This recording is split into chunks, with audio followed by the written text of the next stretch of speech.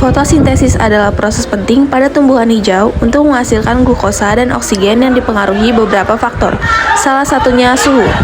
Suhu dapat berperan dalam aktivitas enzim, di mana pada suhu rendah kerja enzim lambat, pada suhu tinggi enzim dapat terdenaturasi.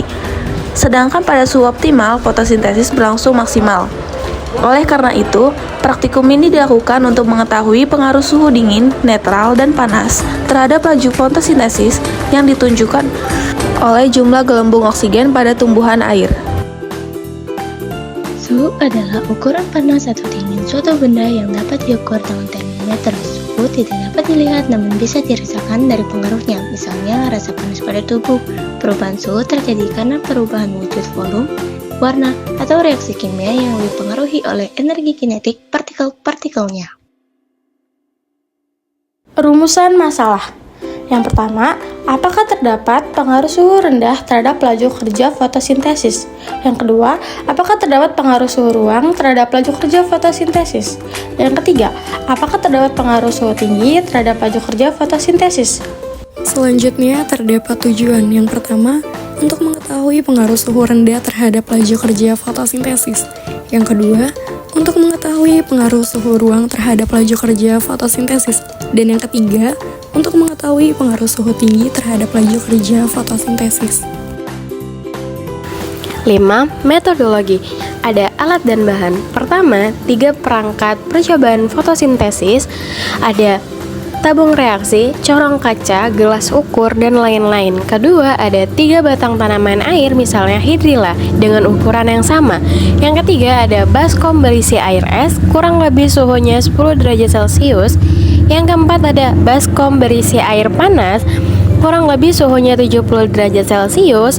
Yang kelima, ada gelas atau wadah berisi air suhu kamar, kurang lebih suhunya itu 28 derajat Celcius. Yang keenam, ada termometer. Yang ketujuh, ada stopwatch. Dan yang terakhir itu ada sumber cahaya. Nah, sumber cahaya ini bisa menggunakan lampu ataupun sinar matahari di luar ruangan.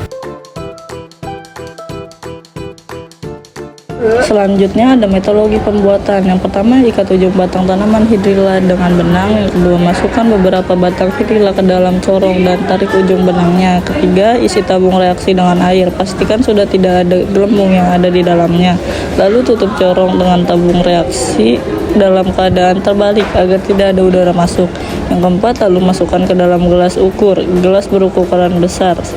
Yang kelima, sesuaikan sesuai tugas masing-masing, air panas, es batu, atau netral. Yang keenam, tempatkan percobaan di bawah cahaya matahari langsung atau lampu terang. Yang ketujuh, amati prosesnya selama beberapa waktu. Setelah beberapa menit sampai jam, akan terlihat gelembung gas keluar dari hidrilla dan terkumpul di dalam tabung reaksi. Pada suhu ruang, hasil pengamatan bersifat fluktuatif, yaitu 4, 2, dan 1 gelembung dengan rata-rata 2,3.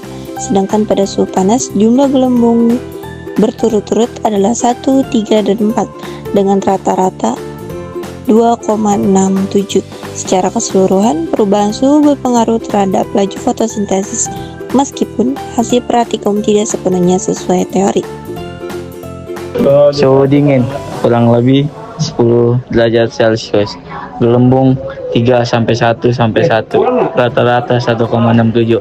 Fotosintesis tetap berjalan tetapi terlambat karena enzim bekerja kurang optimal. Selanjutnya pada suhu ruang 28 derajat Celcius, gelembung yang didapat pada 3 menit pertama yaitu 4, dan 3 menit kedua yaitu 2, dan 3 menit ketiga yaitu 1. Nah, jadi rata-rata yang didapat pada ketiga percobaan tersebut yaitu 2,33. Nah, seharusnya optimal, tetapi hasil fluktuatif kemungkinannya dipengaruhi faktor teknis seperti cahaya, kondisi tanaman, atau pengukuran suhu. Selanjutnya, pada suhu tinggi, kurang lebih 70 derajat Celcius. Pada percobaan pertama mendapatkan 1 gelembung, lalu pada percobaan kedua mendapatkan 3 gelembung, dan pada percobaan ketiga mendapatkan 4 gelembung. Rata-rata gelembung yang didapat dari ketiga percobaan tersebut yaitu 2,67. Nah, hasil meningkat meski teori menyebut enzim terdenaturasi pada suhu tinggi. diduga karena efek cahaya atau adaptasi awal tanaman. Keseluruhan, perubahan suhu memengaruhi laju kerja fotosintesis, meskipun hasil praktikum tidak sepenuhnya sesuai teori. Kesimpulannya adalah suhu sangat memengaruhi laju fotosintesis. Pada suhu dingin sekitar 10 derajat Celcius, proses fotosintesis berjalan lambat karena enzim kurang aktif. Di suhu ruang sekitar 28 derajat Celcius, seharusnya fotosintesis mendekati kondisi optimal, tapi hasil percobaan justru fluktuatif. Kemungkinan dipengaruhi cahaya, jenis tanaman, atau alat yang digunakan.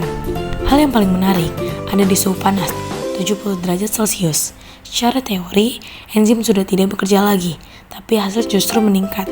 Ini bisa jadi akibat faktor teknis, misalnya intensitas cahaya atau alat ukur. Jadi, meskipun suhu berperan penting, hasil percobaan kadang berbeda dengan teori karena ada faktor lain yang ikut mempengaruhinya.